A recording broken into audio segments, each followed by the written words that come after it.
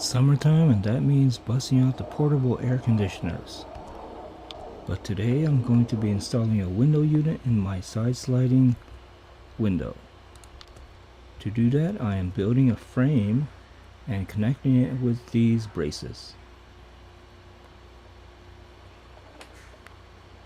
Since I won't be able to open my window anymore, I've decided to install the storm window.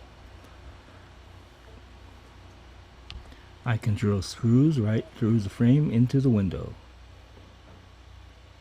And here's the finished product. Actually unfinished, but still, it's good.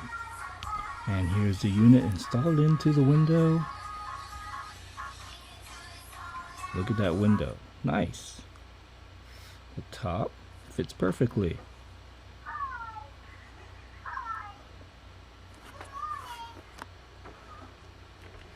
And opening the window is pretty easy.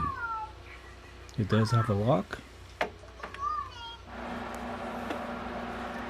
This is very quiet and it blows cold air. It's so much better than the portable units that were so noisy and inefficient. This uses 350 watts. Most of these use 1000 watts. And they're not as cold.